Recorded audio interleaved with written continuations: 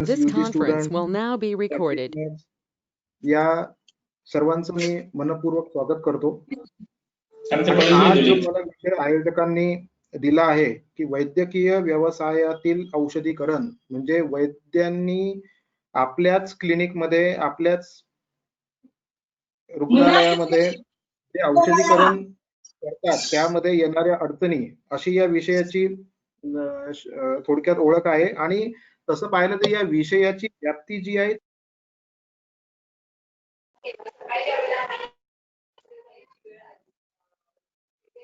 मोठ्या प्रमाणामध्ये असो, जे जे स्वतःचं औषधीकरण करत आहेत, प्रत्येकाचे प्रॉब्लेम आणि प्रत्येकाला येणारे डिफिकल्टीज या वेगवेगळ्या स्वरूपाच्या आहेत। बऱ्याच लोकांना इन्फ्रास्ट्रक्चर वाईज काही डिफिकल्टी आहे, बऱ्याच वैद्यांना इक्विपमेंट्स कोणते कोणते यूज करायला पाहिजेत, इक्विपमेंट वाईज काही डिफिकल्टी आहे, आणि मॅक्झिमम लोकांना टेक्निकल डिफिकल्टीज पण आहेत। कुठल्या गुटीवटी बनवायच्या आहेत, काही बनवायच्या आहेत, तर टेक्निकल अडचणी पण बऱ्याच जणांना आहेत। त्याच्यामुळे अडचणी या खूप साऱ्या आहेत। त्याच्यामुळे विषयाची व्याप्ती ही खूपच जास्त मोठी आहे। त्याच्यामुळे मला तरी पर्सनली असं वाटतं की हा व्याख्यानाचा कमी आणि संवादाचा विषय जास्त आहे। त्याच्यामुळे मी प्रयत्न करतोय की माझं व्याख्यान हे मी 25 ते 30 मिनिटांमध्ये थोडंसं धावतं घेऊन, आणि जे जे मुद्दे मला संयुक्तिक वाटतात त्या मुद्द्यांचा अंतर्भाव याच्यामध्ये करून मी लवकरात लवकर व्याख्यान आवर्त घेईल, आणि त्याच्यानंतर जास्तीत जास्त वेळ आपण आपल्या डिस्कशनसाठी आणि प्रश्नोत्तरांसाठी ठेवू। व्याख्यानाच्या दरम्यान सुद्धा जे जे काही प्रश्न तुमच्या मनामध्ये येत असतील ते तुम्ही मला नक्की विचारा, नंतर नोट डाऊन पण करू शकता।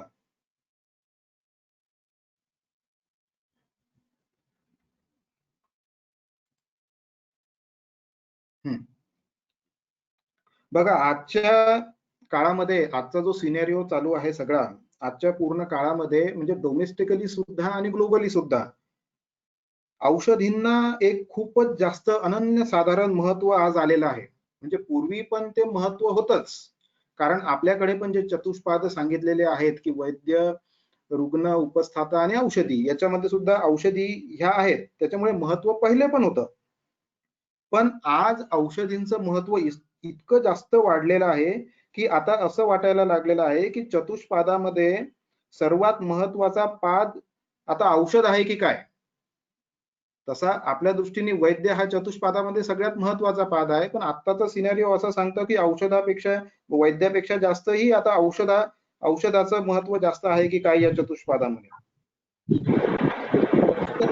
आज वाढलेला आहे, कारण आजचा रुग्ण जो आहे, आजचा रुग्णच म्हणून नाही, आजचा औषधांची चौकशी पहिले करतो।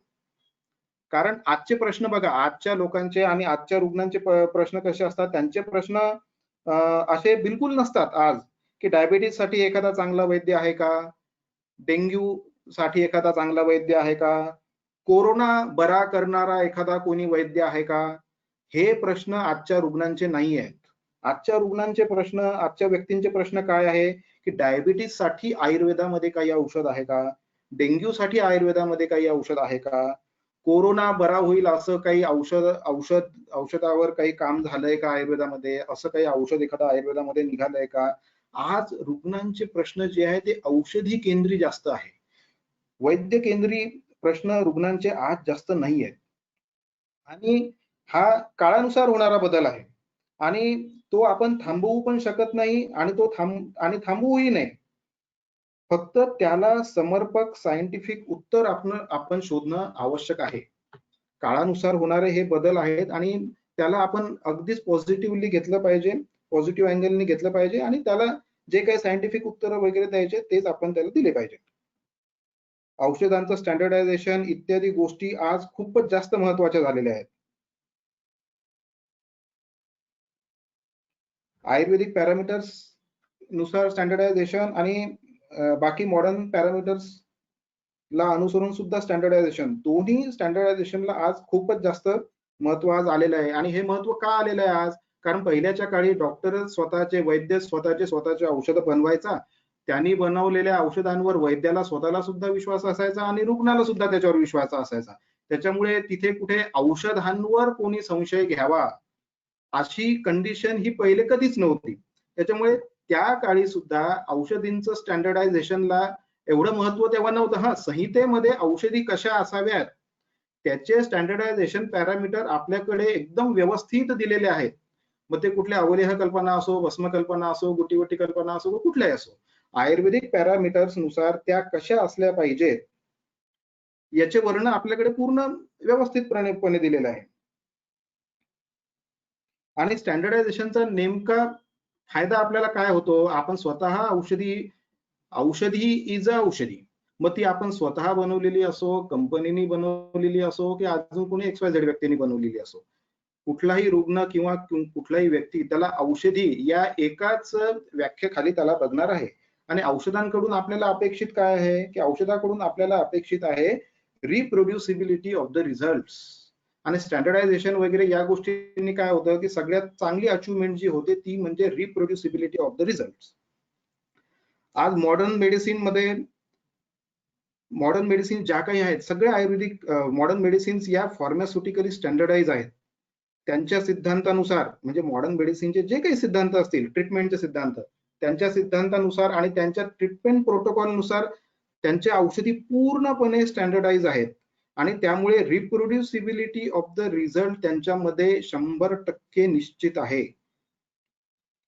आता मॉडर्न मेडिसिनची ट्रीटमेंट जी आहे ती वैद्य सापेक्ष राहिलेली नाही. त्यांची ट्रीटमेंट ही बिलकुल वैद्य सापेक्ष राहिलेली नाही. सर्व डॉक्टरच्या ट्रीटमेंटनी तसाच उपशय रुग्णांना मिळतो. त्यांचे ट्रीटमेंट प्रोटोकॉल आणि त्यांचं ड्रग स्टँडर्डायझेशन इतकं परफेक्शन त्याच्यामध्ये आलेलं आहे की डॉक्टर टू डॉक्टर त्यांच्या ट्रीटमेंटमध्ये व्हेरिएशन बिलकुल येत नाही, किंवा औषधांमध्ये सुद्धा ते व्हेरिएशन येत नाहीत. पण आयुर्वेदामध्ये ही कंडिशन अजूनही आलेली नाही. आयुर्वेद या बाबतीमध्ये बऱ्यापैकी आज मागे आहे आणि ही गोष्ट आपण पॉझिटिव्हली घेतली पाहिजे. आयुर्वेदामध्ये अजूनही वैद्य सापेक्ष चिकित्सा होते. बघा, आता इथे गोष्ट थोडीशी पॉझिटिव्हली घेणं अपेक्षित आहे. वैद्य सापेक्ष चिकित्सा ही व्हायलाच पाहिजे, कारण आपल्याकडचे जे सिद्धांत आहेत त्याच्यामध्ये वैद्याचं महत्व हे खूप जास्त आहे. वैद्य सापेक्ष निदानाचं आणि वैद्य सापेक्ष चिकित्सेचं पण महत्व खूप जास्त आहे. सापेक्ष चिकित्सा आज स्टँडर्डाइज जास्त नसल्यामुळे वैद्य सापेक्ष ट्रीटमेंट असणे ही आपली डिपेंडन्सी झालेली आहे. त्याच्यामुळे वेगवेगळ्या वैद्यांकडे आपल्याला वेगवेगळा उपशय मिळतो. त्याच्यामुळे आज आयुर्वेद जो ओळखला जातो तो मग काही वैद्यांच्या नावाने ओळखला जातो, की आयुर्वेदामधले हे वैद्य चांगले, आयुर्वेदामध्ये ते वैद्य चांगले. त्याच्यामुळे एंटायर आयुर्वेद फॅटर्निटी किंवा एंटायर आयुर्वेदाकडे लोकांचा कल हा वैद्य सापेक्षतेने आलेला असतो. तो शास्त्र सापेक्षतेने बऱ्या अंशी तो आलेला नाही अजून. तो शास्त्र सापेक्षतेने आयुर्वेदाकडे कल लोकांचा आला पाहिजे, तो वैद्य सापेक्षतेने नाही आला पाहिजे. आणि याच्यामध्ये सगळ्यात मोठा रोल जो आहे तो औषधींच्या गुणवत्तेच्या बाबतीतला आहे. पुरुषम भिक्ष हा आपला सिद्धांत जरीही असला तरीही ट्रीटमेंट प्रोटोकॉल एस्टॅब्लिश होऊ शकत नाहीत हे म्हणणे अत्यंत चुकीचे आहे. फक्त त्या दृष्टीने प्रयत्न आपण करणं आवश्यक आहे आणि त्या दृष्टीने प्रयत्न आपले व्हायलाही पाहिजेत. ठीक आहे, हा एक वेगळा विषय आहे. अजून आपण थोडंसं भरकटतोय. आपण आपल्या विषयावर येऊ. तर आपला मुख्य विषय आहे आपला की आपण स्वतः करायचं औषधीकरण. तर लीगल नियम असा आहे की ड्रग अँड कॉस्मेटिक ऍक्ट 1940 नुसार आपल्याला कायद्यानुसार अधिकार मिळालेला आहे की वैद्याला त्याच्या रुग्णासाठी लागणारं औषध तो स्वतः त्याच्या क्लिनिकमध्ये बनवू शकतो आणि तो वैद्याला देऊ शकतो, रुग्णाला देऊ शकतो. पण हे औषध आपण फक्त आणि फक्त आपल्या रुग्णालाच देणं अपेक्षित आहे. आपण जर ते औषध बनवून बाहेर जर आपण त्याला विकत असू तर ती ट्रेडिंग आणि मॅन्युफॅक्चरिंग ऍक्टिव्हिटी या अंतर्गत मध्ये येईल आणि लिगली ते आपल्याला अलाउड नाहीये. आपल्याला जे औषध बनवणं अलाउड आहे ते फक्त आपल्या रुग्णांसाठीच बनवणं आपल्याला अलाउड आहे. साधारणतः जे औषधी निर्माण आपण आपल्या रुग्णालयामध्ये किंवा आपल्या क्लिनिकमध्ये जे आपण करतो तर त्याच्यामध्ये 2 पद्धतीने आपण औषध निर्माण करत असतो. पहिली पद्धत म्हणजे इंडिव्हिज्युअलिस्टिक औषधी निर्माण, म्हणजे आपल्याकडे जे ऑलरेडी कल्प आहेत काही चूर्ण आपल्याकडे आहेत, काही गुटीवटी आपल्याकडे आहेत, काही भस्म आपल्याकडे आहेत. तर या सगळ्यांना घेऊन आपल्या रुग्णाच्या व्याधी प्रकृतीनुसार ऋतू देश कालानुसार जे औषध आपल्याला त्या रुग्णासाठी बनवून द्यायचं आहे, त्यांचं एक विशिष्ट प्रमाणामध्ये आपण मिश्रण तयार करतो आणि त्याच्या पुड्या वगैरे बनवून आपण ते रुग्णाला देतो. तर हा एक औषधी निर्माणाचा भाग झाला. म्हणजे या निर्माणामध्ये फक्त औषधींचं मिश्रण करणे फक्त अपेक्षित आहे. तर ते एक औषधी निर्माण आपलं झालं. पण हे इंडिव्हिज्युअलिस्टिक औषध निर्माण करताना सुद्धा आपण जो डोस रुग्णाला देत असतो, जसं आपण भस्म मिक्स करतो, पावडर मिक्स करतो, तर हे सुद्धा आपण वेट करूनच घ्यावेत. तर त्याच्यासाठी आपण डिजिटल वेइंग बॅलन्स एक आपल्या क्लिनिकमध्ये असणं अत्यंत आवश्यक आहे. म्हणजे समजा आपल्याला एखाद्या रुग्णाला अविपत्तिकर चूर्ण आणि शंखभस्म याचं मिश्रण जर आपल्याला करून द्यायचं आहे, तर शंखभस्म जर आपल्याला 100 mg एका वेळेसचा डोस जर आपल्याला द्यायचा आहे आणि 7 दिवसाचा असं जर त्याला मेडिसिन जर आपल्याला द्यायचं आहे, तर एका वेळेसचं 100 mg म्हणजे एका दिवसाचं 200 mg म्हणजे 7 दिवसाचं झालं तर 1400 mg. तर 1400 mg चं वजन करणे आणि तसंच अविपत्तिकर चूर्णाचं सुद्धा वजन करणे आणि वजन करून मग त्याला रुग्णाला जे आपण औषधी देणार आहेत त्याच्या सुद्धा पुढे वजन करूनच त्या बांधून देणं हे अत्यंत आवश्यक आहे. एकदम ढोबळ मनाने बिलकुल शंखभस्म घेऊन गेले 5 चमचे, अविपत्तिकर चमचे घेऊन गेले 10 चमचे, असे मिश्रण बिलकुल करू नयेत. आणि असे मिश्रण जर करायचे असतील तर आपला चमचा मग स्टँडर्डाइज पाहिजे, की माझ्या चमच्यामध्ये शंखभस्म जर घेतलं तर एका चमच्यामध्ये शंखभस्माचं एवढं वेट असतं, एका चमच्यामध्ये अविपत्तिकर चूर्णाचं एवढं वेट असतं. मग ते चमच्याला स्टँडर्डाइज करत आपल्याला बसावं लागेल आणि ती फार क्लिष्ट प्रक्रिया आहे. त्याच्यामुळे थोडासा वेळ गेला तरी चालेल, पण प्रत्येक औषध हे डिजिटल वेइंग बॅलन्सवर वजन करूनच आपण द्यावं. पुड्या बनवून त्याच्या द्याव्या. पुड्या बनवायला आपल्याला भरपूर वेळ जर लागत असेल आणि पूर्ण मिश्रण जर आपण एका डब्बीमध्ये जर देत असू, तर त्या केसमध्ये आपण आपलं जे मिश्रण तयार झालेलं आहे त्या मिश्रणाचं एका चमच्यामध्ये किती वजन येतं हे आपल्या वेइंग बॅलन्स मध्ये लगेच वेग करून मग आपण रुग्णाला तसं सांगू शकतो की बा या चूर्णाचं तू 1 चमचा किंवा 2 चमचे औषध जे काही असेल ते पर डोजला आपल्याला घ्यायचं आहे. आणि ह्या प्रॅक्टिसेस आहेत चांगल्या आणि ह्या आपण अंगीकारल्या पाहिजे. याच्यामध्ये खूप जास्त वाद घालायचा पण हा विषय नाहीये आणि काहीच नाहीये. जेवढं प्रिसिजन आपल्याला औषधी डिस्पेन्स करण्यामध्ये आणि रुग्णाला औषधी देण्यामध्ये आपल्याला देता येईल तेवढं जास्तीत जास्त आपण दिलं पाहिजे. डोस आपला कंट्रोल्ड डोस हा रुग्णाला नेहमीच गेला पाहिजे. आणि दुसरा एक प्रकार आहे ज्याच्यामध्ये आपण कल्पनिर्माण करतो डायरेक्ट. म्हणजे कुठलाही अवलेह कल्पना असो, स्नेह कल्पना असो किंवा गुटीवटी निर्माण असो. तर कल्पनिर्माण आणि इंडिव्हिज्युअलिस्टिक औषधींचं मिश्रण असे 2 पद्धतींनी साधारण आपण आपल्या क्लिनिकमध्ये औषधीकरण करत असतो. तर औषधीकरण आपण आपल्या क्लिनिकमध्ये का करतो? काय हेतू आहेत त्याच्या मागचे? तर त्याच्या मागचे हे 3-4 हेतू फक्त आहेत. पहिला हेतू हा आहे की काही लोकांना इंटरेस्ट असतो खूप की नाही वेगवेगळे औषधं बनवून पाहायचे, ते वापरून बघायचे. हा इंटरेस्ट खूप असतो. औषधी निर्माणामध्ये इंटरेस्ट असणे हा एक हेतू झाला. दुसरा हेतू हा असतो की काही लोकांना किंवा आपल्याला असं वाटतं की आपण जर एखादं औषध बनवलं तर आपल्याला ते कॉस्ट वाईज खूप स्वस्त पडेल. कंपनी आपल्याला ज्या कॉस्टमध्ये औषध देते त्या कॉस्ट पेक्षा जर आपण ते घरी बनवलं, आपल्या क्लिनिकमध्ये बनवलं तर ते आपल्याला खूपच स्वस्त पडेल असा समज आपला असतो, जो की गैरसमज आहे. तो कसा आहे ते मी तुम्हाला समोर सांगेलच. त्याच्यामुळे कॉस्टिंग हा एक हेतू किंवा विजन त्यामागे असतं औषधी निर्माण करण्यामध्ये. दुसरं एक असतं की क्वालिटी. बऱ्याच लोकांना असं वाटत असतं की बाहेरून मिळणारे मला औषधं, कंपन्यांची औषधं त्यांना ते पाहिजे त्या क्वालिटीचे त्यांना भेटत नाही, त्यांना त्यांच्या क्वालिटीवर विश्वास नसतो. त्याच्यामुळे आपलं औषध आपणच बनवावं, चांगलं ते त्या क्वालिटीचं वगैरे राहील, आपल्या क्वालिटी बद्दल आपण अश्युअर राहू, हा एक हेतू त्याच्या मागचा असतो. आणि क्वालिटी औषध जर आपल्याला बनवायचं आहे चांगलं तर त्याच्यासाठी कोणते कोणते पॅरामीटर्स आपण अंगीकारले पाहिजेत ते पण समोर आपल्या प्रेझेंटेशन मध्ये येईलच. त्याच्यामुळे क्वालिटी हा एक हेतू आहे, आणि नॉन अवेलेबिलिटी, की काही औषधं हे कोणाचे अवेलेबलच नसतात, कोणत्या कंपनीचे पण अवेलेबल नसतात, काहीच नसतात, पण आपल्याला रुग्णासाठी ते बनवायचे असतात किंवा आपल्याला स्वतःला ते वापरण्यामध्ये इंटरेस्ट असतो. त्याच्यामुळे non availability of the medicine हा एक हेतू आपल्या मागे असतो, की ज्याच्यामुळे आपल्याला औषधीकरण करायची गरज पडते.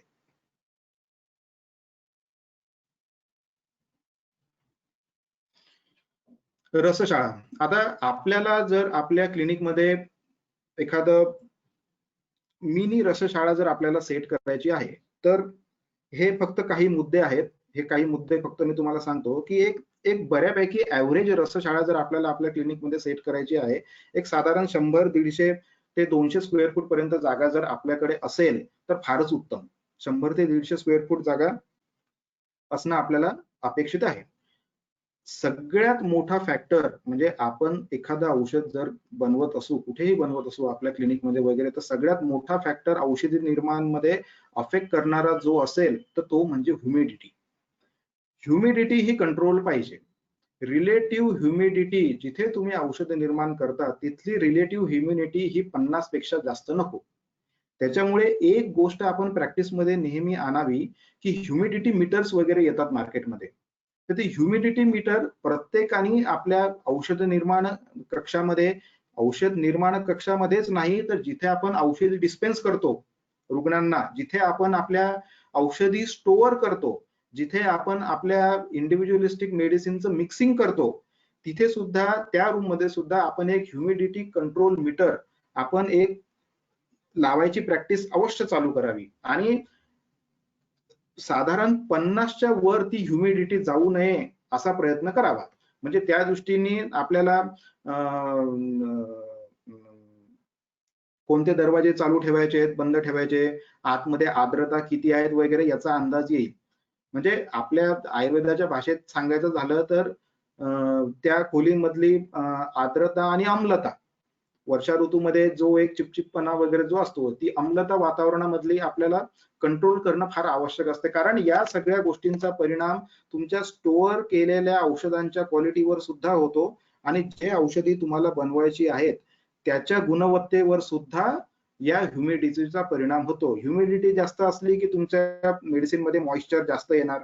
मॉइश्चर जास्त आलं की ते medicine is more prone to bacterial, fungal and microbial infections वगैरे, या सगळ्यासाठी ते जास्तीत जास्त प्रोन होतं. त्याच्यामुळे जेवढे मॅक्झिमम प्रिकॉशन्स आपल्याला घेता येतील क्वालिटीला घेऊन, तेवढे आपण घेतले पाहिजेत. याच्यामध्ये आता कसं आहे की बऱ्याचशा लोकांच्या मनात हा विचार येतो की आमचे काही कोणते सिंथेटिक मेडिसिन्स थोडी आहेत, आम्ही कुठल्या मॉलिक्यूल सोबत थोडी डील करतो आहे, तर एवढे मेजर्स आणि एवढे छोटे छोटे विचार करणं गरजेचे आहेत का? तर हे निश्चितपणे गरजेचे आहेत. आणि हे तर अगदीच वरवरचे विचार आहेत. ह्युमिडिटी वगैरे हे जे सांगतोय हे तर अगदीच वरवरचे विचार आहेत. पण हर्बल आहे म्हणून एक्सक्युजेस आपण कधीच घेऊ नयेत. त्याच्यामुळे जे बेसिक मेजर्स आहेत, एकदम प्रायमरी मेजर्स आहेत, तेवढे तरी आपण निश्चित फॉलो करायलाच पाहिजे. रॉ मटेरियल स्टोअर्स वगैरे याच्यासाठी आपल्याकडे वेगळी जागा पाहिजे. एक जनरल प्रॅक्टिस आपण केली पाहिजे की ज्या औषधींमध्ये लवण असतात त्यांचे स्टोरेज आपण वेगळं करावं. जे रसभस्म वगैरे जे आहेत त्यांचं स्टोरेज आपण वेगळं करावं. आणि जे अखंड द्रव्य वगैरे आहेत, काष्टौषधी आहेत वेगळ्या, त्यांचं स्टोरेज आपण वेगळं करावं. विषद्रव्य वगैरे जर काही आपल्या छोट्या मिनी फार्मसीमध्ये वगैरे जर असतील, तर त्यांचं स्टोरेज सुद्धा आपण वेगळं करावं. पारद वगैरे सारखे काही मेटल्स वगैरे जर आपल्या रसशाळेमध्ये किंवा फार्मसीमध्ये असतील, तर त्यांचं स्टोरेज सुद्धा वेगळं करावं. कारण त्याच्या जीवगतीनुसार ते इकडे तिकडे सुद्धा तो मिक्स व्हायची शक्यता असते. त्याच्यामुळे मेडिसिनचं कॉन्टॅमिनेशन सुद्धा या मेडिसिनचं त्या मेडिसिनमध्ये व्हायची शक्यता खूप जास्त असते. त्याच्यामुळे रॉ मटेरियलला एक सेपरेट स्टोरेज जर आपण करू शकलो तर ते फारच उत्तम. आणि एक प्रोटोकॉल नेहमी फॉलो करणं फार आवश्यक आहे की आपण आपली रसशाळा जर छोटी असेल तर आपण एका वेळेस एकच कल्प बनवावा.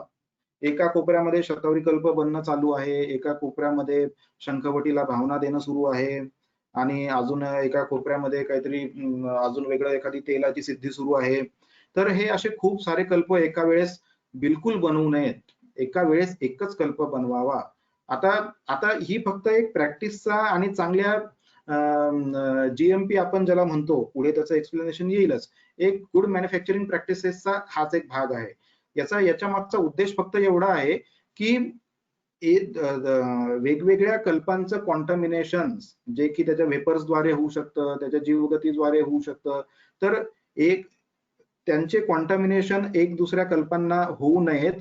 आणि दुसरा एक महत्वाचा भाग म्हणजे औषध बनवताना आपल्या माइंडमध्ये, आपल्या डोक्यामध्ये एक मॅथमॅटिक्स असणं फार गरजेचं आहे. ते मॅथमॅटिक्स कोणतं आहे ते समोरच्या 1-2 स्लाइड मध्ये येईलच.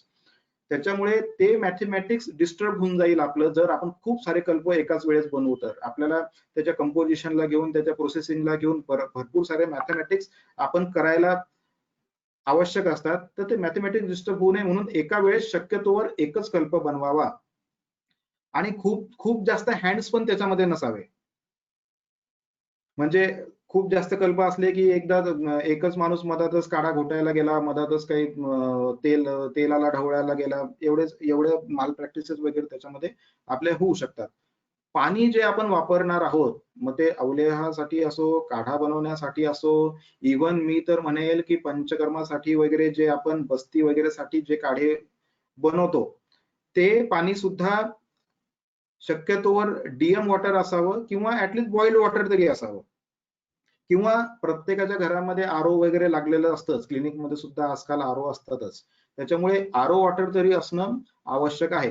कारण पाण्यामधली जी TDS लेवल असते, जे मिनरल्स आणि क्षार असतात, ते फक्त बॉइलिंगनी जात नाही आणि नॉर्मल टॅप वॉटर जे असतं, जे कॉर्पोरेशनचं वगैरे पाणी असतं, त्याचा सुद्धा TDS आणि मिनरल कंटेंट जो आहे तो आपल्या औषधींसाठी च्या पाण्याला लागणार जो आहे त्याच्यापेक्षा तो त्याचा खूपच जास्त असतो. आणि याचा परिणाम काय होतो, ही गोष्ट तशी छोटी आहे. पाणी कुठलंही वापरल्याने काय फरक पडणार आहे, त्याला गरम अस्तर करायचंय, बॉईल अस्तर करायचंय, असे प्रश्न सुद्धा वैद्यांच्या मनात येतील. पण जर आपण डीएम वॉटर, आरो वॉटर वगैरे हे पाणी वापरून जर आपण आपले कल्प बनवले, तर त्या कल्पांना बऱ्यापैकी लघुता आलेली असते. जर आपण ज्याच्यामध्ये क्षार कंटेंट खूप जास्त आहे, मिनरल कंटेंट खूप जास्त आहे, असं पाणी वापरून जर आपण आपले कल्प बनवले, तर त्या कल्पांना गुरुता खूप जास्त येते.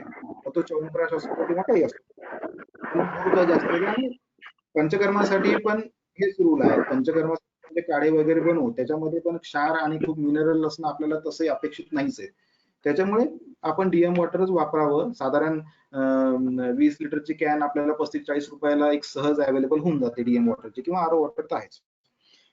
जनरल हायजीन्स आपण नेहमी तिथे ठेवले पाहिजे. जनरल हायजीन, आता ही काही वेगळी सांगायची गोष्ट नाहीये की हेड मास्क, हेड कव्हर आपण केलं पाहिजे, फेस मास्क वगैरे वापरले पाहिजे, हँड ग्लोव्ह वगैरे आपण घातले पाहिजे. ह्या जनरल हायजीनच्या छोट्या छोट्या गोष्टी आहेत, पण ह्या मी जिथे जिथे काही पाहतो तिथे या गोष्टी मला स्वतःला कुठेही आढळलेल्या नाहीयेत. स्वतःच्या क्लिनिकमध्ये किंवा याच्यामध्ये जेव्हा आपण औषध बनवतो तेव्हा ह्या गोष्टींकडे पूर्णपणे दुर्लक्ष झालेलं असतं. आणि ह्या पुन्हा अगेन हा सगळा गुड प्रॅक्टिसेसचा वाद आहे. हा काही वादाचा विषय नाहीच आहे. काही लोकांनी तर माझ्यासोबत असे पण वाद घातले की चरक सुश्रुत जेव्हा बनवत होते तेव्हा हँडग्लोव्ह होते का, तेव्हा मास्क होते का. त्याच्यामुळे ह्या भलत्यासलत्या वादात पडण्याची काही गरजच नाहीये. जी गोष्ट जरुरी आहे ती गोष्ट जरुरी आहे. बऱ्याच लोकांचे व्हिडिओ पोस्ट होतात.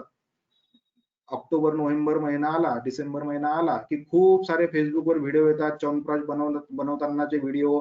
मधात काही लोक आपले व्हिडिओ पोस्ट करतात की सुतशेखर रस घोटणं सुरू आहे किंवा अमक्या कोणत्या कल्पाला भावना देणं सुरू आहे. त्यांच्या हातामध्ये कुठले हँडग्लोव्ह घातलेले नसतात. आजूबाजूला खूप सारे काही वेगळे पोरं खेळत असतात किंवा काही असतात. असे पिक्चर्स आपल्याला, व्हिडिओज आपल्याला खूप सारे दिसतात. तर ह्या these are not the good practices. आपण औषध निर्माण करतोय, एखादा किचन मध्ये एखादं भाजी बनवणे आणि औषध बनवणे याच्यामध्ये फरक आपण आपला समजून घेतला पाहिजे. आणि या गुड प्रॅक्टिसेस आपण आपल्या अंगीकारल्या पाहिजे. जे जनरल हायजीन्स आणि जनरल प्रोटोकॉल्स जे आहेत, जरी आपली घरची रसशाळा असली तरी हे जनरल प्रोटोकॉल्स आपण निश्चितपणे फॉलो करणं खूपच जास्त आवश्यक आहे. त्याच्यानंतर जे पॉट्स वगैरे जे आपण यूज करतो कल्प बनवण्यासाठी, तर ते शक्यतोवर SS चेच यूज करावे. स्टेनलेस स्टील 316 आणि 304 या स्टेनलेस स्टीलचे जर ते आपण बनवले तरच फार उत्तम. जर्मनचे पॉट सहसा वापरू नयेत. सहसा म्हणजे काय, बिलकुलच वापरू नयेत. आजकाल तर जर्मनचे भांडे आपण स्वयंपाकघरामध्ये वगैरे सुद्धा वापरत नाही. कारण जर्मनच्या भांड्यांमध्ये कॅडमियम आणि बाकीचे जे लेड वगैरे हे जे मेटल्स असतात, हे जे हेवी मेटल्स वगैरे असतात, तर ते फार लवकर त्याच्यामधनं रिलीज होतात आणि ते आपल्या औषधांमध्ये गेले तर औषधांमध्ये गुरुता वगैरे आपल्याला जास्त जास्त येऊ शकते. एकदम विषाक्तता येईल एवढं तर काही होणार नाही, पण गुरुता वगैरे खूप जास्त आपल्या कल्पनांना येऊ शकते. त्याच्यामुळे जर्मनचे पॉट्स जे आहेत ते अवॉइड केले पाहिजे आणि स्टेनलेस स्टीलचे पॉट आपण जास्तीत जास्त वापरायला हवे.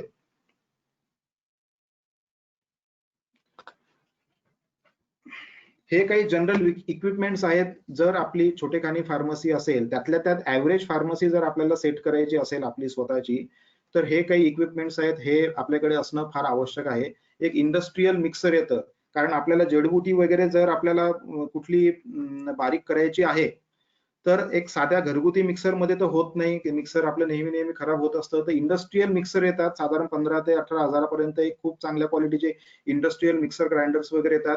ते मिक्सर ग्राइंडर्स आपण यूज करू शकतो आपल्या इक्विपमेंट्स मध्ये. एंड रनर आणि खरल आपण विकत घेऊ शकतो, यूज करू शकतो, जे की भावना वगैरे या इत्यादी प्रोसेसेस साठी आपल्याला उपयोगी पडतील.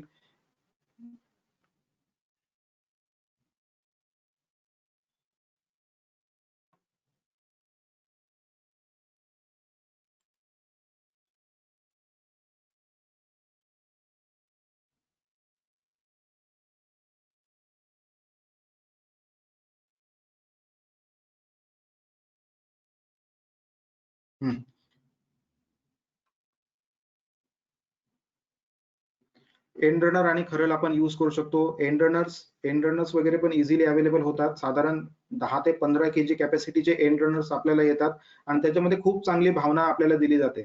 18 इंचीचं जे खरल असतं त्याच्यामध्ये पण आपण चांगली भावना देऊ शकतो, पण त्याच्यामध्ये आपल्याला आपला वेळही भरपूर जातो आणि मॅनपॉवरही आपल्याला भरपूर लागते.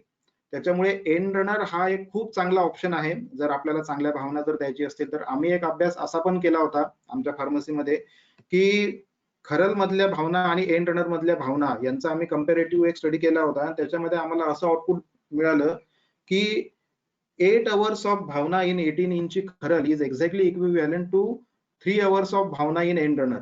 म्हणजे 8 घंटे भावना जर तुम्हाला खरलला द्यायला लागत असतील, एक चांगली भावना द्यायला 8 तास जर लागत असतील, तर तेवढा 8 तासाची भावना तुमची फक्त 3 तासामध्ये चांगल्यापैकी दिल्या जाऊ शकते एका एंड रनर मध्ये. तर एंड रनर आपण चांगलं यूज करू शकतो. मिक्सर आणि ब्लेंडर एक असणं आवश्यक आहे आपल्याला पावडर मिक्सिंग साठी. 20 केजी कॅपॅसिटीचं मिक्सर आणि ब्लेंडर आपण घेऊ शकतो. त्याच्यानंतर 6 ट्रेचं ड्रायरही येतं, एक छोटे ड्रायर्स वगैरे आपण ठेवू शकतो. आता हे सगळे इक्विपमेंट जे आहे, जर आपल्याला टॅबलेटिंग वगैरे ह्या प्रोसेसेस जर आपल्याला करायच्या असतील आपल्या छोट्याशा रसशाळेमध्ये, तर एवढे इक्विपमेंट्स आपल्याला असणं तिथे आवश्यक आहे. त्याच्यानंतर ग्रॅन्युलेशन करण्यासाठी आपण ग्रॅन्युलेटर पण यूज करू शकतो. ग्रॅन्युलेटर हे थोडंसं महाग पडतं, पण ग्रॅन्युलेटरच्या सीव्ज वगैरे पण येतात 3 नंबरच्या 2 नंबरच्या. त्या सीव्जला वापरून सुद्धा आपण ग्रॅन्युलेशन करू शकतो आणि त्याच्यानंतर आपण टॅबलेटिंग आणि आपलं पंचिंग करू शकतो. टॅबलेट पंचिंग मशीन्स येतात 8 स्टेशनच्या आणि 16 स्टेशनच्या. तर जनरली 16 स्टेशनची मशीन जी आहे ती जास्त उपयुक्त असते 8 स्टेशनच्या मशीनपेक्षा, आणि कॅपॅसिटी पण त्याची चांगली असते. कारण आयुर्वेदिक औषधी बनवण्यासाठी कमीत कमी 6 ते 8 टनचं प्रेशर हे आवश्यक असतं आणि 16 स्टेशनच्या टॅबलेटिंग मशीन मध्ये 10 टन पर्यंत प्रेशर त्या टॅबलेटिंग मशीन मध्ये आपल्याला सहज येतं. आणि गॅस वगैरे इत्यादी इक्विपमेंट एक जनरल इक्विपमेंट्स आहेत. तर एवढे एक बेसिक इक्विपमेंट्स आपल्याकडे एक ऍव्हरेज फार्मसीसाठी मी सांगतोय की ऍव्हरेज फार्मसी आपल्याला सेट करायची असेल तर एवढे इक्विपमेंट्स आपल्याकडे असणं आवश्यक आहे. रॉ मटेरियलच्या बाबतीत जेव्हा आपण आपल्या औषधी निर्माणासाठी कुठलंही रॉ मटेरियल जेव्हा आपल्याला विकत घ्यायचं असतं, तेव्हा एक रूल नेहमी फॉलो करावा की रॉ मटेरियल हे नेहमी अखंडच घ्यावं. शक्यतोवर डायरेक्ट पावडर पर्चेसिंग करणं शक्यतोवर टाळावं आपलं, किंवा त्यांच्याकडूनच परचेस करावं जिथे आपल्याला चांगली क्वालिटीचं अशुरन्स वगैरे ज्यांच्याकडनं आहे तिकडनंच आपण पावडर घ्यावं. नाही तर शक्यतोवर आपल्या औषधी निर्माणासाठी जर द्रव्य आपल्याला घ्यायचं असेल, पूर्ण औषधी निर्माण सुरू करायचं असेल, द्रव्यांपासून पल्वराइज करण्यापासून पावडर करण्यापासून, तर नेहमी अखंड द्रव्य घेऊनच त्याच्यापासून सुरुवात करावी. आणि एक खूप मोठी माल प्रॅक्टिसेस चालते की हे जे द्रव्य वगैरे आहेत आता एक्स्ट्रॅक्शन इंडस्ट्रीजचं जाळं खूप जास्त वाढलेलं आहे. एक्स्ट्रॅक्शन इंडस्ट्रीज भरपूर साऱ्या आहेत. त्याच्यामुळे एक माल प्रॅक्टिसेस बऱ्याचशा असतात की सगळ्यात पहिले या द्रव्यांमधलं एक्स्ट्रॅक्ट काढून घेतलं जातं, एक्स्ट्रॅक्ट बनवले जातात आणि मग ते काढल्यानंतर त्याला वाळवून पुन्हा त्यालाच मार्केटमध्ये आणलं जातं. त्याच्यामुळे त्या बाबतीतलं रूल आउट करणं फार आवश्यक आहे. आणि हे आपण कसं रूल आउट करू शकतो की समजा तुम्हाला अश्वगंधा चांगल्या क्वालिटीची घ्यायची आहे, तर आपण ती अश्वगंधा तोडून पाहावी. कटकन असा आवाज हा नेहमी आला पाहिजे जर ते द्रव्य पूर्ण ड्राय झालेलं असेल तर. नाहीतर बऱ्याच वेळा काय होते, एक्स्ट्रॅक्शन मध्ये वापरलेलं द्रव्य बाहेरून तर पूर्ण ड्राय होऊन जातं, पण आतमध्ये त्याला मॉइश्चर असतं आणि एकदा तोडल्यानंतर जर त्याच्यामध्ये जर थोडंफार जरी आपल्याला मॉइश्चर जर आतमध्ये दिसलं तर समजून जावं की काहीतरी माल प्रॅक्टिसेस झालेल्या आहेत किंवा याचं एक्स्ट्रॅक्शन आधी बनलेलं आहे आणि नंतर त्यालाच ड्राय करून पुन्हा मार्केटमध्ये ते आलेलं आहे, असं एक समजून जावं. त्याच्यामुळे ही प्रिकॉशन्स आपण रॉ मटेरियल परचेस करताना नेहमी घेतली पाहिजे. रॉ मटेरियलला जेव्हा आपण प्रोसेसिंग मध्ये घेतो तेव्हा डी डस्टिंग आणि वॉशिंग त्याचं करणं फार आवश्यक आहे. डी डस्टिंग म्हणजे काय, त्याला झटक नाही, ते धूळ वगैरे भरपूर असते. बऱ्याच वेळा आपण असं करतो की डायरेक्ट मार्केटमधनं आल्याच्या नंतर लगेच आपण त्याला पल्वराईज करायला वगैरे या सगळ्या गोष्टींना घेतो. तर कोरड्या कापडाने वगैरे आणि त्याला चांगलं जाळीमध्ये झटकून वगैरे त्याचं डी डस्टिंग करणं फार आवश्यक असतं. फर्दर प्रोसेसिंग जर आपल्याला त्याची करायची असेल, तर त्याचं भरड करून त्याचे काढे वगैरे जर आपल्याला करायचे असतील तर त्याचं एक साध्या पाण्याने, गरम पाण्याने आपण हलकसं वॉशिंग सुद्धा करू शकतो. अगदीच तुम्हाला प्रिसाइजली आणि खूप स्टँडर्डाइज प्रोसिजर जर फॉलो करायची असेल तर 10% IPA पाण्यामध्ये सुद्धा आपण रॉ मटेरियलचं वॉशिंग वगैरे करत असतो. कंपनीमध्ये हे प्रोटोकॉल्स फॉलो होतात. कंपनीमध्ये जेव्हा आम्ही एखादं रॉ मटेरियल प्रोसेससाठी घेतो तेव्हा त्याचं डी डस्टिंग आणि IPA पाण्याने त्याचं वॉशिंग होत असतं. त्याच्यामध्ये 10 to 15% पर्यंत IPA असतं, अल्कोहोल असतं आणि त्यांनी ते वॉशिंग होतं. म्हणजे त्याच्यावर असलेले जे बाकी अर्धी मटेरियल्स असतील किंवा बॅक्टेरिया, व्हायरसेस वगैरे जे असतील तर ते त्या अल्कोहोलमुळे वगैरे हे सगळे धुवून जातात आणि अल्कोहोल हे उडून जातं नेहमी. त्यांनी काही धुतल्याने काही वनस्पतींचा कुठला रस कमी होतो वगैरे अशातली काहीही गोष्ट नाहीये. त्याच्यामुळे कंपनीमध्ये या प्रॅक्टिसेस सगळ्या फॉलो होतात. आर्द्र द्रव्य जर आपण कुठलीही आणलेली असतील, लिंबाचे पानं असो किंवा अडुळसाचे पानं असो किंवा काही असो, आर्द्र द्रव्य आणि ज्याच्यामध्ये पाणी खूप जास्त आहे, ताजी द्रव्य जर आपण आणलेली असतील तर ती शक्यतो 4 ते 6 तासाच्या आत लवकरात लवकर आपण वापरून टाकावी. आणि जी काही द्रव्य आपण स्टोअर करू ती जनरल प्लास्टिक मध्ये बिलकुल स्टोअर करू नये. HDPE चे फूड ग्रेड कंटेनर्स येतात, HDPE बॉटल्सचे, त्याच बॉटलमध्ये आपण हे सगळे स्टोअर केले पाहिजे, फूड ग्रेड कंटेनर्स मध्ये. नाही तर आतमध्ये प्रॉडक्ट लवण कल्प वगैरे जर असतील, लवण भास्कर सारखे वगैरे जर कल्प असतील तर हे फारच लवकरात लवकर खराब होऊन त्याला किडे वगैरे लागायची खूप जास्त शक्यता असते जर नॉन फूड ग्रेड कंटेनर्स आपण वापरत असू तर. त्याच्यामुळे HDPE कंटेनर्स आपण वापरायला हवेत जास्तीत जास्त. प्रोसेसिंग करताना काय काय काळजी घेतली पाहिजे आपण? कुठलाही फॉर्म्युला जर आपल्याला बनवायचा आहे, च्यवनप्रकाश आपल्याला बनवायचा आहे किंवा आपल्याला आरोग्यवर्धिनी बनवायची आहे किंवा कुठलंही एखादं घृत तेल वगैरे जर आपल्याला जर बनवायचं आहे आज, तर सगळ्यात पहिली स्टेप कोणती असली पाहिजे? तर सगळ्यात पहिली स्टेप आपली असली पाहिजे की calculate the formula in percentage. बघा, शास्त्रामध्ये आपल्या पुस्तकांमध्ये काय दिलेलं आहे त्याच्यामध्ये पर्सेंट नुसार त्याचे कॅल्क्युलेशन दिलेले नाहीयेत. आपल्याकडे कसे कॅल्क्युलेशन दिलेले आहे, हे द्रव्य इतका तोडा घ्यावं, ते द्रव्य तितकं तोडा घ्यावं, या सगळ्यांना मिक्स करावं, त्यांचं वस्त्रगाळ चूर्ण करावं, मग त्याच्यामध्ये हे भस्म इतके तोडा टाकावं आणि त्यांना एकत्र घोटावं, या वनस्पतींचा काढा करून आणि त्याच्या 1 ते 2 रत्तींच्या गोळ्या बनवाव्या. असं एक ढोबळ डिस्कशन सगळ्या संहितांमध्ये वगैरे किंवा सगळ्या आपल्या ग्रंथांमध्ये आपल्याला दिलेलं आहे. तर प्रमाण आपल्याला तेच ठेवायचं आहे. जो रेशो शास्त्रकारांनी सांगितलेला आहे, रेशो आपल्याला तोच ठेवायचा आहे. रेशो आपल्याला तोच ठेवायचा आहे. पण आपल्याला मधून काढून आपल्याला 100च्या पटीमध्ये किंवा पर्सेंटेज मध्ये आपल्याला तो कन्व्हर्ट करायचा आहे. कारण मॅन्युफॅक्चरिंग फिजिबिलिटी मध्ये व्हॅलिडेशन असणं खूप जास्त आवश्यक आहे, रिप्रोड्युसिबिलिटी असणं खूप जास्त आवश्यक आहे. त्याच्यामुळे 100च्या पटीमध्ये सगळ्यात पहिले फॉर्म्युला आपण कॅल्क्युलेट करावा. मी तुम्हाला एक फॉर एक्झाम्पल दाखवतो. बघा, हा एक च्यवनप्रकाशचा फॉर्म्युला आहे. आता च्यवनप्रकाशचा फॉर्म्युला आपल्याला किती दिलेला आहे? आपल्या ग्रंथामध्ये जो च्यवनप्रकाशचा फॉर्म्युला दिलेला आहे शारांगरमध्ये किंवा चरक संहितेमध्ये वगैरे जो दिलेला आहे, तर तो मला वाटते फक्त 5 का 7 किलोचा फॉर्म्युला फक्त दिलेला आहे आपल्याकडे च्यवनप्रकाशचा. तर कुठलाही फॉर्म्युला असो, त्या फॉर्म्युल्याला पहिले पर्सेंटेज मध्ये कन्व्हर्ट करून घ्यायचं. 100 केजीला किती लागणार आहेत आणि त्या एक 100 केजीचा पर्सेंटेज मध्ये तुमचा फॉर्म्युला जेव्हा सेट झाला की त्याच्यानंतर मग तुम्हाला 5 किलो बनवायचंय, 10 किलो बनवायचंय, 20 किलो बनवायचं आहे, यानुसार तुम्हाला द्रव्य डिसाईड करताना आणि त्याचे माप डिसाईड करताना तुम्हाला जास्तीत जास्त सोपं जाईल. त्याच्यामुळे ग्रंथात सांगितलेलं आहे म्हणून ते फक्त तोळ्यांप्रमाणे वजन घेऊन त्याला ते तसं बनवून टाकणं ही प्रॅक्टिस अत्यंत चुकीची आहे. कारण क्वांटिफिकेशन फार जरुरी आहे. उद्या चालून पुढे चालून जेव्हा आपण त्याची कुठलीही टॅबलेट बनवू, एखादं तेल बनवू किंवा घृत बनवू, तर आपण क्वांटिफाय करू शकलो पाहिजे की माझ्या एका गोळीमध्ये, एका टॅबलेटमध्ये कुठले घटक द्रव्य किती प्रमाणामध्ये आहेत. माझ्या 10 ml तेलामध्ये, महानारायण तेलामध्ये शतावरीचं कंटेंट किती आहे, क्वालिटेटिव्ह कंटेंट, क्वांटिटेटिव्ह कंटेंट मी म्हणतोय की किती शतावरी माझी वापरल्या गेली 10 ml महानारायण तेल बनवण्यासाठी, किंवा कुठलं एखादं ब्राह्मी घृत बनवायचं आहे तर माझ्या 10 ml ब्राह्मी घृतामध्ये ब्राह्मी ही इक्विव्हॅलंट टू किती ग्राम आहे. तर हे कॅल्क्युलेशन आपल्याकडे असणं फार आवश्यक आहे. एक एक चुकीची माल प्रॅक्टिस अजून होते की काही कंपन्यांच्या लेबलवर किंवा काही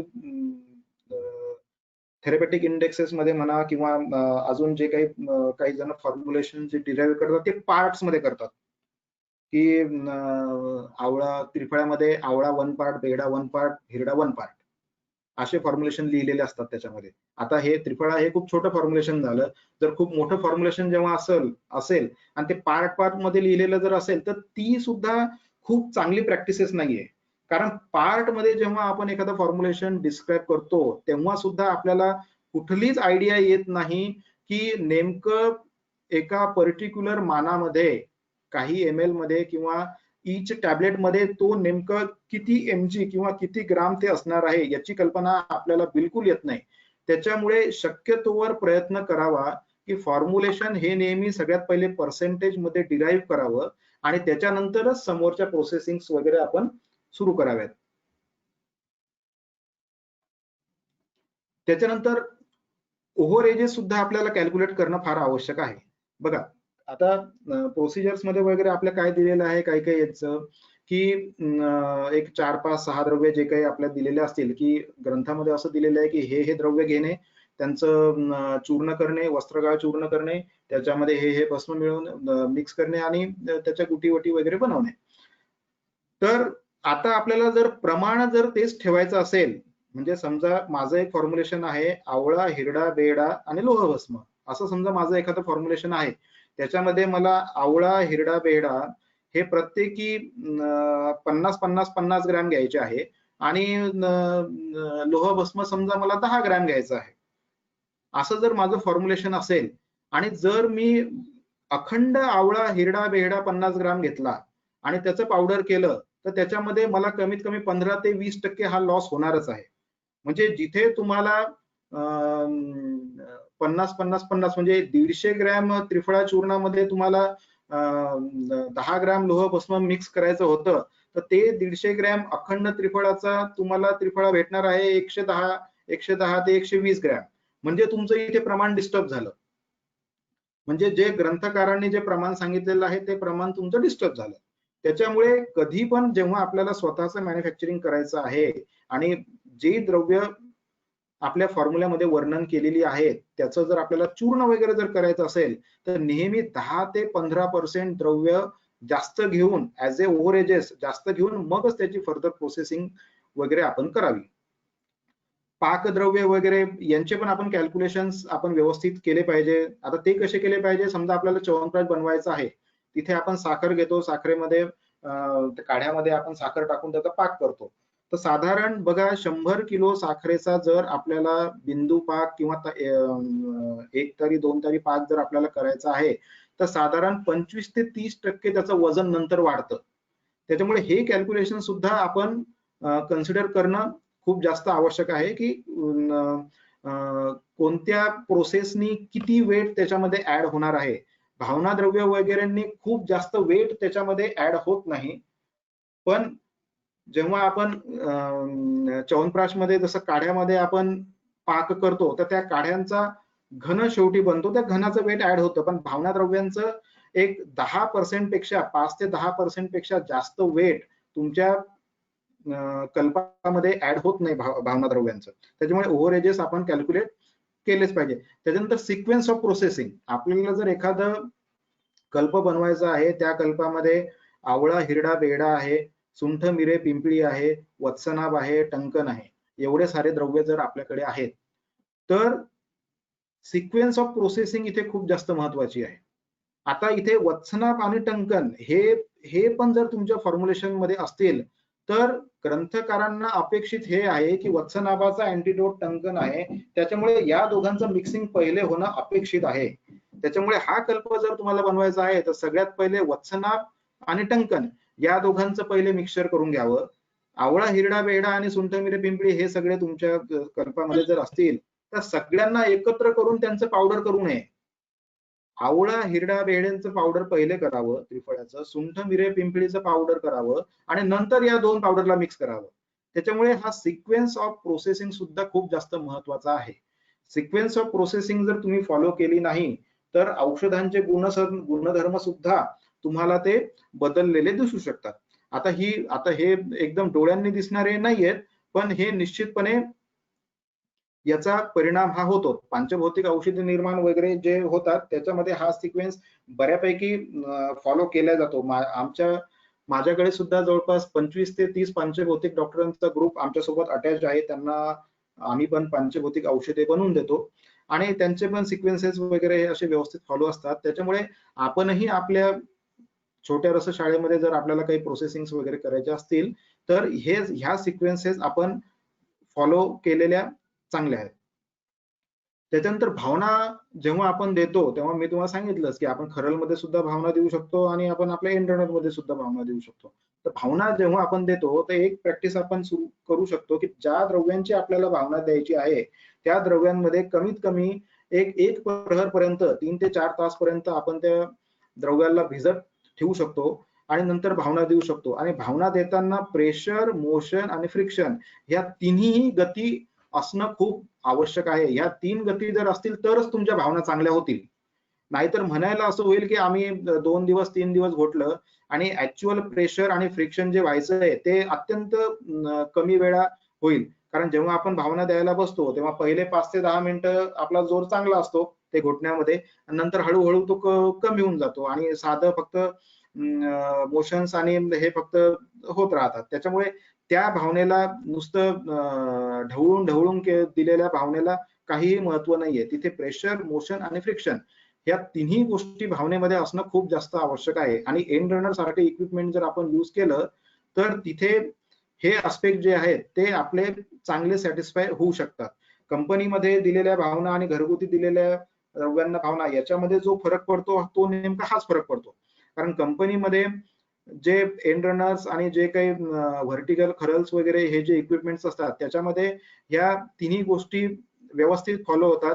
फ्रिक्शन पण होतं, प्रेशर पण चांगलं त्याच्यामध्ये दिलं असतं आणि त्याची गती पण मेंटेन्ड असते थ्रू आउट द भावना प्रोसेस. त्याच्यामुळे ती भावना प्रोसेस त्या इक्विपमेंट मध्ये आणि त्या इन्फ्रास्ट्रक्चर मध्ये खूप जास्त चांगली होते. पण आपणही अशी छोटी इक्विपमेंट घेऊन त्या भावना प्रोसेसला आपण चांगल्या प्रकारे फॉलो करू शकतो आणि व्हॅलिडेट पण करू शकतो. ओटी निर्माण टॅब्लेटिंग करताना बऱ्याच वेळा आपण आपलं पावडर बनवून बाहेर टॅब्लेटिंग करण्याकरता वगैरे देतो. तर ते पण आपण करू शकतो, त्याच्याबद्दल काही हे नाही. किंवा टॅब्लेटिंग तुम्हाला स्वतः जर करायचं असेल, तर तुम्ही सुद्धा ते टॅब्लेटिंग करू शकता. त्याच्यामध्ये काही बेसिक एक्सिपियंट्स वगैरे जे आपण संग्रहालय ठेवायला पाहिजे त्याची लिस्ट समोर आहेच, ती मी तुम्हाला सांगतोच. अवलेह निर्माण मध्ये पाकद्रव्यांचं प्रमाण आणि यील्ड जे मी तुम्हाला सांगितलं की साखर जर आपण घेतली, तिचा पाक केला तर 20 to 30% वेट त्याच्यामध्ये ऍड होतं. त्याच्यामुळे ते यील्ड कॅल्क्युलेशन सुद्धा आपण व्यवस्थित त्याच्यामध्ये करू शकतो. घृत तेल निर्माणामध्ये सुद्धा फॉर्म्युल्याचं कॅल्क्युलेशन करणं खूप जास्त आवश्यक आहे. घृत तेल निर्माणामध्ये मूर्छनाची विधी सुद्धा असते आणि आमच्या कंपनीमध्ये तरी आम्ही घृत तेलांचं मूर्छन हे बऱ्यापैकी चांगल्या मेथडनी फॉलो करतो. आणि ते जर तुम्हाला ओळखायचं असेल की खरंच याचं मूर्छन झालेलं आहे की नाही झालेलं आहे, तर तुम्हाला मूर्छन ज्या तेलांचं झालेलं आहे त्यांचा कलर हा तुम्हाला जास्तीत जास्त रेडिश ब्राऊन कडे गेलेलाच दिसेल. बरेचसे मार्केटमध्ये काही तेल येतात ज्यांचे जे एकदम ट्रान्सपरंट असतात, एकदम ट्रान्सपरंट असतात आणि एकदम येल्लो कलरचे असतात. तर समजून जावं की त्याचं मूर्छन बिलकुल झालेलं नाहीये. त्याच्यामुळे मूर्छित तेल ओळखण्याचं हे आहे. त्याच्यानंतर प्रिझर्वेटिव्ह. प्रिझर्वेटिव्ह आपल्याला आता काही काही गोष्टी आहेत, जसं तेल घृत आहे, याचं जर आपण आपल्या सिद्धी परीक्षा ज्या दिलेल्या आहेत आपल्या ग्रंथांमध्ये, त्या सिद्धी परीक्षांप्रमाणे जर आपण घृत तेलांचं वगैरे जर निर्माण केलं, तर आपल्याला त्याच्यामध्ये प्रिझर्वेटिव्ह टाकण्याची आवश्यकता पडत नाही. प्रिझर्वेटिव्ह टाकण्याची आवश्यकता तिथेच पडते ज्या कल्पांमध्ये पाण्याचं प्रमाण आहे.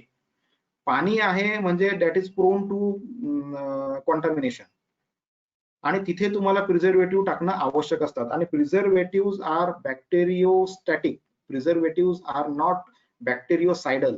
ते फक्त तिथले जे असतील बॅक्टेरिया वगैरे त्यांची ग्रोथ थांबवतं, ते बॅक्टेरियाला मारत नसतात प्रिझर्वेटिव्ह.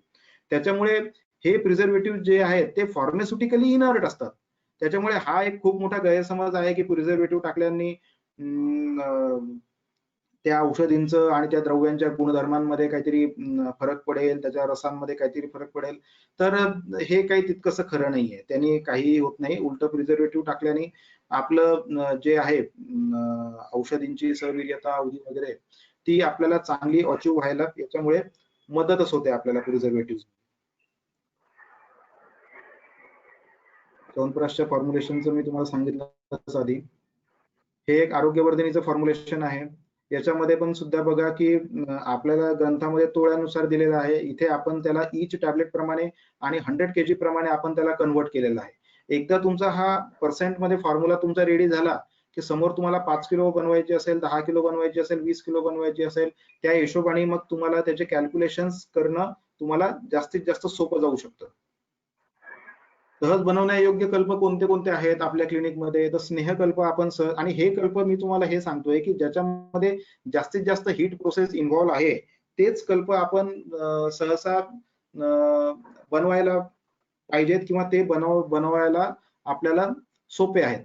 तर घृत आणि तेल कल्प हे स्नेहकल्प आपण सहज बनवू शकतो, प्रोव्हाइडेड की जे मी आधीचा मॅथमॅटिक्स आणि कॅल्क्युलेशनचा जो पार्ट सांगितला तो पार्ट फक्त व्यवस्थित व्हॅलिडेट इथे झाला पाहिजे. नाही तर प्रत्येक वेळेस जे आपण बनवू ते प्रत्येक वेळेस आपलं वेगळं बनेल.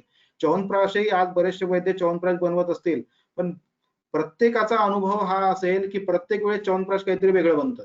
कधी त्याची कन्सिस्टन्सी जास्त होते, कधी तो मागच्या वेळेस पेक्षा जास्त गोड होतो, कधी कधी आंबटपणा त्याच्यामध्ये जास्त आलेला असतो. प्रत्येक वेळेस तो वेगळा बनतो. तर आपल्या प्रॅक्टिसेस मध्ये जर आपण हे स्टँडर्डायझेशनचे बेसिक पॅरामीटर जर आपण फॉलो केले, स्टँडर्ड एसओपीज एक स्वतःच्या बनवून जर आपण फॉलो केल्या, तर हे बॅच टू बॅच व्हेरिएशन्स आपण बऱ्यापैकी कंट्रोल करू शकतो. आणि ह्या गोष्टी आपण प्रॅक्टिसेस मध्ये आपल्या आणल्या पाहिजे. शतावरी कल्प आपण सहज घरी बनवू शकतो. शतावरी कल्पाचं असं आहे की शतावरी कल्प हा मॅक्झिमम घरी बनवलेलाच वापरावा, कारण की फार क्वचितच कोणी असं असेल एखादी कंपनी की जी काढा बनवून साखरेचा पाक त्याच्यामध्ये घोटून शतावरी कल्प बनवत असेल. कारण शतावरी कल्प मॅक्झिमम लोक जे बनवतात ते जस्ट शतावरी एक्स्ट्रॅक्ट घेऊन त्याला स्टार्च पेस्ट आणि शुगरच्या पावडर मध्ये मिक्स करून वगैरे ग्रॅन्युलेशन करून फक्त शतावरी कल्प बनवतात. त्याच्यामुळे शतावरी कल्प सारखे योग जे आहेत ते आपण घरी बनवलेले हे कधीही उत्तम. अवलेह कल्पना ह्या पण सहज बनवण्यायोग्य आहेत, त्या पण सुद्धा आपण सहज आपल्या क्लिनिक मध्ये आणि आपल्या याच्यामध्ये बनवू शकतो.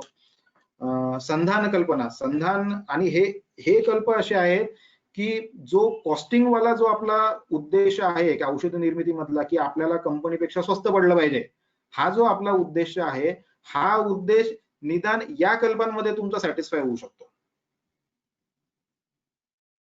शतावरी कल्पामध्ये थोडंसं कॉस्टली पडेल ते आपण बनवलेलं काड्यापेक्षा, कारण मार्केट मधलं तर खूपच स्वस्त असतं, त्याच्यामध्ये ते बनत नाही. अवलेह कल्पना जी आहे ती आपण घरी बनवलेली आपल्याला जास्त स्वस्त पडेल रादर दॅन मार्केट. संधान कल्प जे आहेत, आसवारिष्ट पण जे आहेत ते पण आपल्याला बऱ्यापैकी स्वस्त पडू शकतात जर आपण आपले बनवलेले असतील तर, प्रोव्हाइडेड फक्त संधान कल्पनांना टेम्परेचर मेंटेन जे आहे ते 25 ते 30 डिग्री पर्यंत जर आपण आपलं टेम्परेचर जर मेंटेन केलं तर ते उत्तम. तेवढीच एक कंडिशन फक्त संधान कल्पनांसाठी आहे. आणि एकेरी आणि मिश्र चूर्ण हे सुद्धा आपण सहजपणे आपण बनवू शकतो. त्याच्यासाठीचे प्रिकॉशन्स मी आधी सांगितलेलेच आहेत. फक्त आरोग्यवर्धिनी, शंखवटी वगैरे हे यासारखे जे कल्प आहेत, ज्याला खूप साऱ्या भावना वगैरे गरजेच्या आहेत, हे असले कल्प बनवणे शक्यतोवर टाळावेत. कारण त्याच्यामध्ये आपण व्हॅलिडेशन करू शकत नाही आणि आपण स्वतः बनवलेला कल्प हा प्रत्येक वेळेस वेगळा बनवत जातो. आणि आपला उद्देश जो असतो की कॉस्टिंग कमी करण्याचा किंवा अजून जास्त चांगल्या क्वालिटीचा बनवण्याचा, तो उद्देश काही आपला सफल होत नाही. आणि जे दीर्घ उपयोगी कल्प आहेत, जे आपल्याला खूप दिवसपर्यंत स्टोअर करून ठेवायचे आहेत आपल्या क्लिनिकमध्ये, ते सुद्धा कल्प बनवण्याच्या शक्यतोवर भानगडीत पडू नये. घनकल्प बनवणे सुद्धा बऱ्यापैकी क्लिष्टच आहेत, त्याच्यामुळे ते सुद्धा अवघडच आहेत बनवण्यासाठी.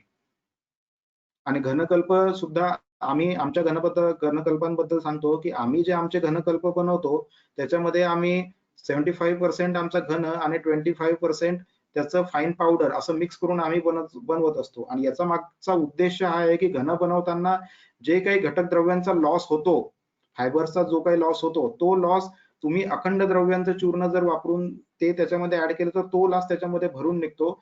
आणि जी गुरुता येते, घनवटी हा एक गुरुकल्प आहे, ती गुरुता सुद्धा तुमची कंट्रोल होते जर तुम्ही घन प्लस भावित पावडर या दोघांचं मिक्सर करून जर तुम्ही घनकल्प बनवला असेल तर गुरुता सुद्धा त्या घनकल्पांची बऱ्यापैकी कमी होते. असिमिलेशन त्या घनकल्पांचं जास्त होतं. तर आम्ही जे घनकल्प बनवतो हे या मेथडनी बनवतो की 75% घन आणि 25% फाईन पावडर. संग्राह्य एक्सिपियंट्स हे आहेत काही की मेज स्टार्च आपण बाइंडिंगसाठी वापरू शकतो.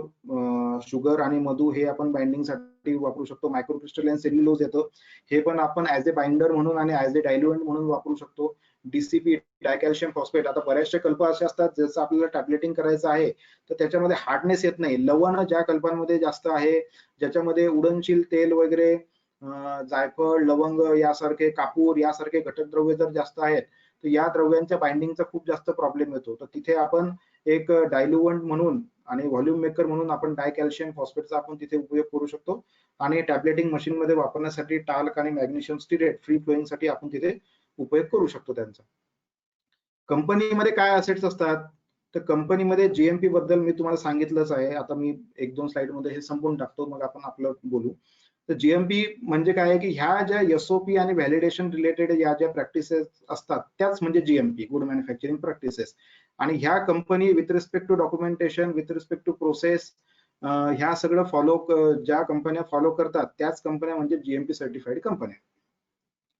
त्याच्यामध्ये एन्व्हायरमेंटल कंट्रोल असतं, ह्युमिडिटी वगैरे बद्दल जे मी सांगितलं. इक्विपमेंट कंट्रोल असतं, इक्विपमेंटच्या पण सुद्धा एसओपी आणि व्हॅलिडेशन कंपनीकडे अवेलेबल असतात.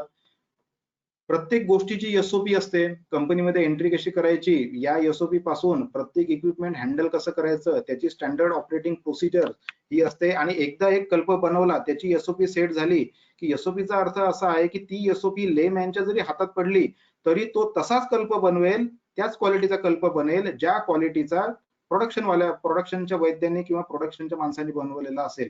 एवढं स्टँडर्ड डॉक्युमेंट आपलं जे असतं ते म्हणजे standard operating process. In house standards develop असतात क्वालिटी चेकिंग साठी. स्टँडर्डायझेशनच्या बाबतीत मॅन पॉवर हा एक कंपनीचा खूप मोठा असेट असतो.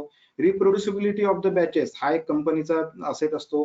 क्वालिटी कंट्रोल, क्वालिटी अशुरन्स चा जो फ्लो आहे तो एक वेल मेंटेन असतो कंपनीमध्ये. आणि पॅकेजिंग सगळ्यात महत्वाची गोष्ट आहे, पॅकेजिंग, जी की आपण आपल्याकडे बऱ्यापैकी कंट्रोल करू शकत नाही. ते पॅकेजिंग, त्याचं निर्वात पॅकेजिंग जर आपण केलं तरच त्याचा सहवीर्यता अवधी आपण जास्त ठेवू शकतो. ग्रंथामध्ये चूर्णाची सहवीर्यता अवधी 2 महिने जरी सांगितली असली तरी जर आपण त्याचं पॅकेजिंग वगैरे जर आपलं त्याचं उत्कृष्ट असेल तर ती सहवीर्यता अवधी आपली 1 वर्षाच्या वर निश्चितपणे आहे. त्याचे कुठलेही गुणधर्म 2 महिन्या वगैरे मध्ये कमी होत नाहीत जर त्याचं पॅकिंग वगैरे चांगलं असेल तर.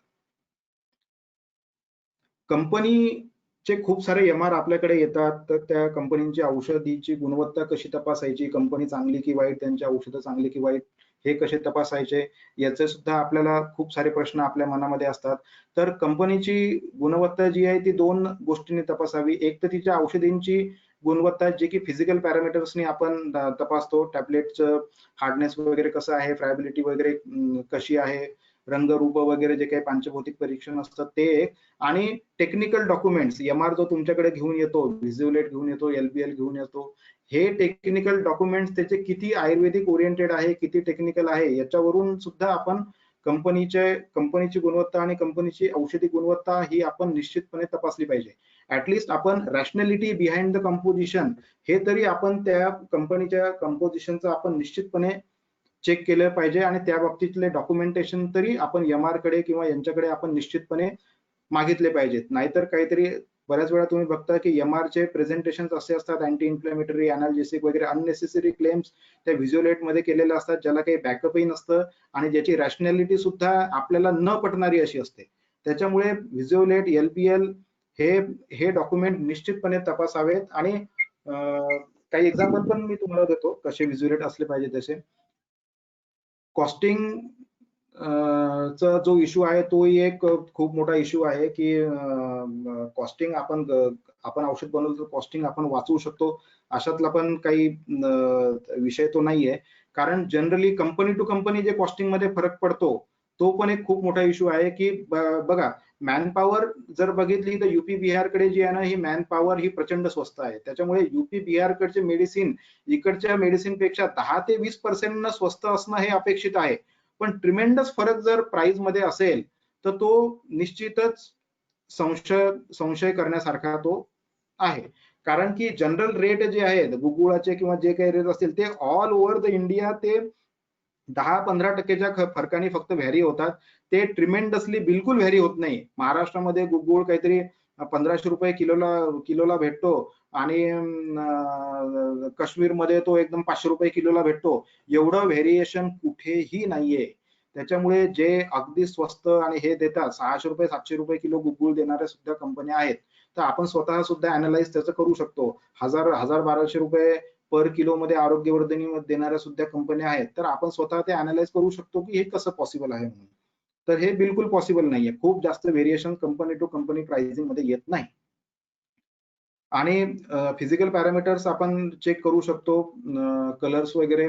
गुळगुळीत गोळी जर खूप जास्त असेल, खूप जास्त गुळगुळीत गोळी असेल, खूप जास्त शायनिंग जर त्या गोळीला जर असेल, तर निश्चितपणे समजून जावं की इथे खूप सारे तिथे त्या कंपनीनी कोटिंग यूज केलेलं आहे. तिथे बॅरियर कोट त्याला म्हणतात. बॅरियर कोट जर आपण आपल्या टॅबलेटला केलं तर त्याला एक वेगळी चकाकी येते आणि एक वेगळं फिनिशिंग येतं.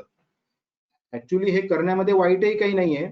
याने काही कुठल्या औषधींच्या आतमध्ये वगैरे किंवा त्याच्या गुणधर्मावर तसा काही परिणाम होत नाही. पण ते ओळखण्याच्या दृष्टीने मी फक्त तुम्हाला सांगतोय की खूप जास्त शायनिंग जर त्या टॅबलेटला असेल तर त्याला बॅरियर कोट हे केलेलं असतं. गुगुळ कल्प वगैरे, गुगुळ कल्प हे नेहमी dark brown to light to dark black कलरचेच हे नेहमी असतात. खूप लाईट कलरचा हा गुगुळ कल्प सहसा नसतो. कारण जर तो खूप लाईट कलरचा असेल तर समजून जावं की गुगुळाचं प्रमाण जे आहे ते अत्यंत कमी याच्यामध्ये यूज झालेलं आहे. घनवटीच्या निर्माण विधीबद्दल पण मी तुम्हाला थोडंफार सांगितलं आहे.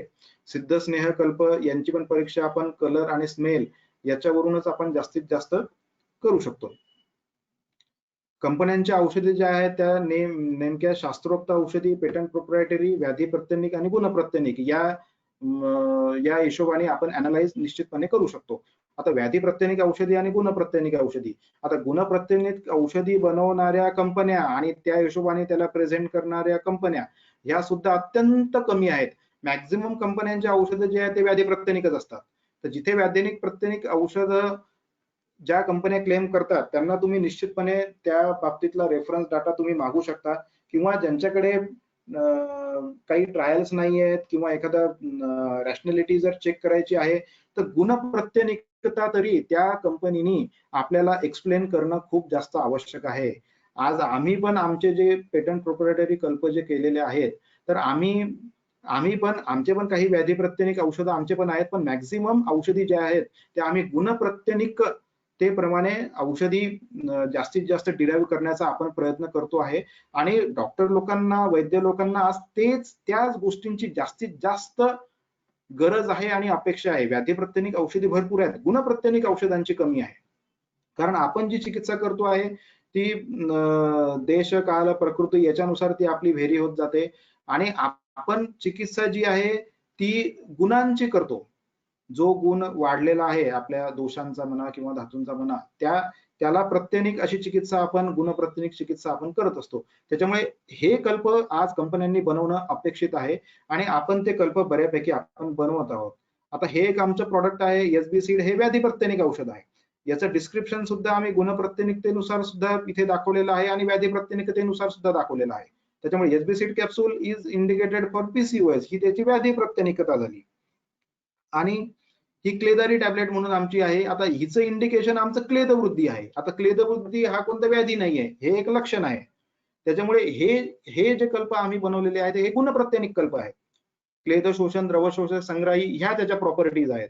तर हे कल्प आज जास्तीत जास्त उपयोगात येणं आवश्यक आहेत आणि वैद्यांना कंपनीनी जर अशा प्रकारचे कल्प जर लॉन्च केले किंवा काढले तर याचा जास्तीत जास्त वैद्यांना फायदा होईल आणि कंपोजिशन पाहूनच आपल्याला अंदाज येईल.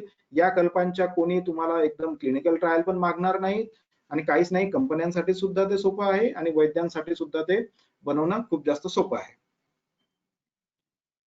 काही समज गैरसमज एक्स्ट्रॅक्ट बद्दल आणि एक्सिपियंट बद्दलचे आहेत. एक्सिपियंट बद्दल तर मी तुम्हाला सांगितलेलंच आहे. एक्स्ट्रॅक्ट बद्दल पण काही समज गैरसमज आहेत.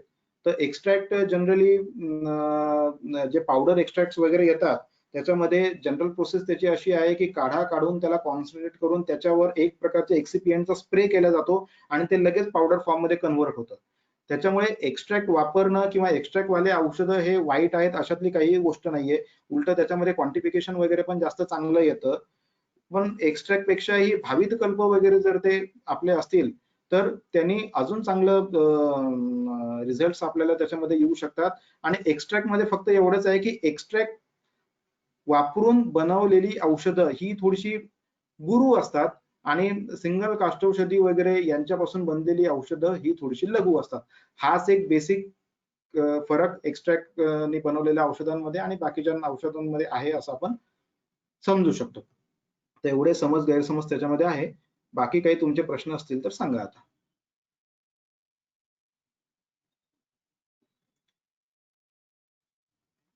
हॅलो हॅलो धन्यवाद सर. हॅलो. धन्यवाद सर. अतिशय उत्तम प्रेझेंटेशन आपल्याला ऐकायला मिळालेलं आहे. आता सरांच्या म्हणण्यानुसार काही प्रश्न आपल्याकडे आलेले आहेत. आपल्याकडे अजून 8-10 मिनिटं आहेत. आपण त्या 8-10 मिनिटांमध्ये मॅक्सिमम प्रश्न कव्हर करायचा प्रयत्न करूया. सर पहिला प्रश्न आहे, एखादा ग्रंथोक्त योग टॅबलेट निर्माण करून वैद्याच्या नावाने आपण आपल्या क्लिनिक मध्ये ठेवू शकतो का?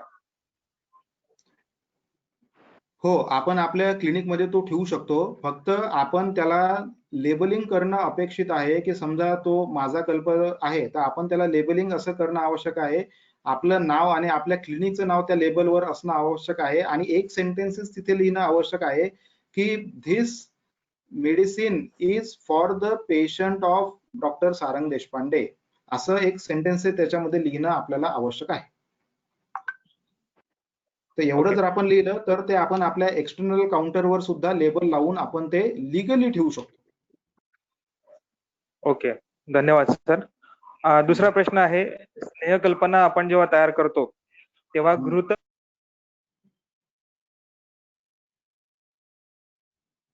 हॅलो हॅलो स्नेहकल्पना आपण सर तयार करतो, ऐकू येतंय सर? हा येतो येतो. स्नेहकल्पना आपण जेव्हा तयार करतो तेव्हा घृत आणि तेल कमीत कमी वाया जाईल असं काही आहे का?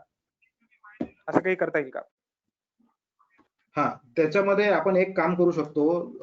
आपण बघा, तेल आणि घृत यांचा लॉस मॅक्झिमम कुठे होतो? कल्क फॉर्म मध्ये ज्या स्नेहकल्पनेमध्ये कल्क आहे तिथे जास्तीत जास्त लॉस व्हायची शक्यता असते.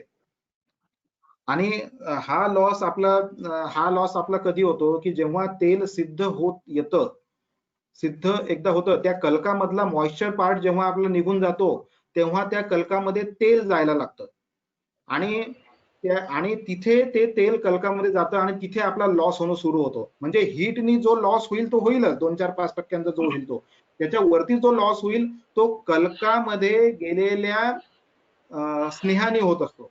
तर कल्कामध्ये स्नेह जाणं जर आपल्याला थांबवायचं असेल तर आपण एक तिथे काम करू शकतो की जसं स्नेह सिद्ध होत आला की तेव्हाच आपण तिथे थांबवून पूर्ण स्नेहाला वेगळं करून कल्काला वेगळं करून टाकावं. कारण तेव्हा कल्कामध्ये तेलाचा किंवा घृताचा पार्ट गेलेला नसतो.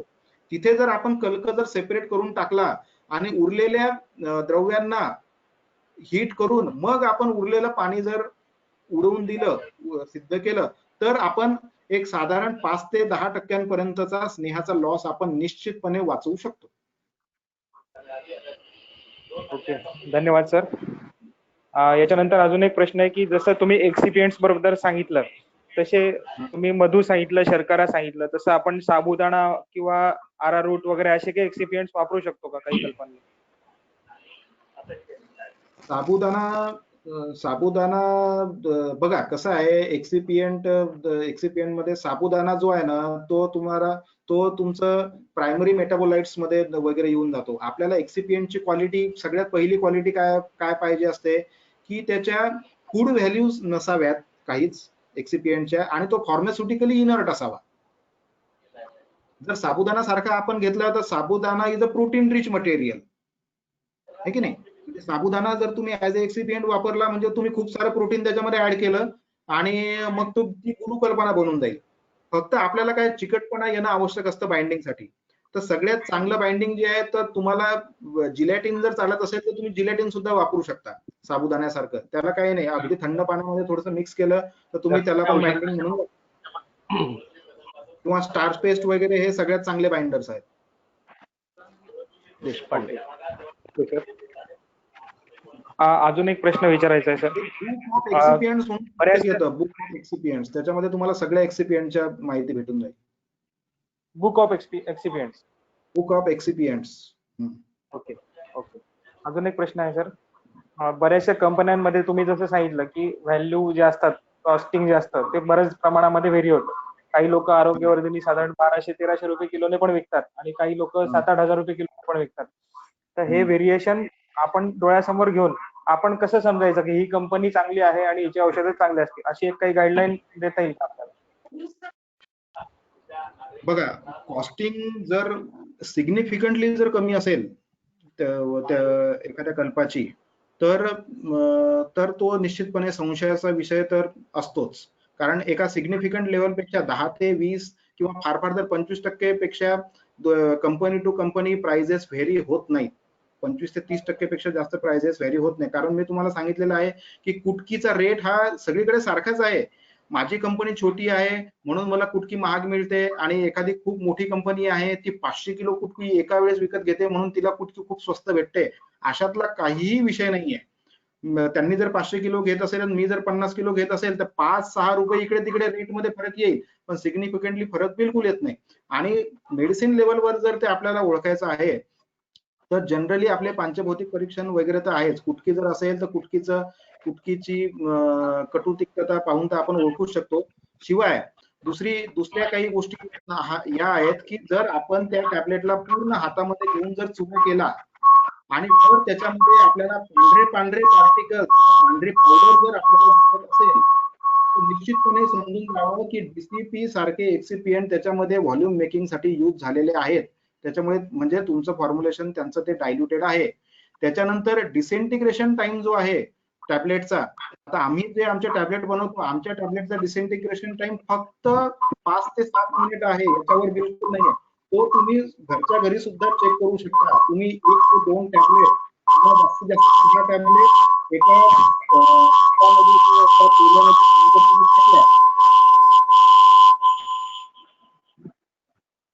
एका कपामध्ये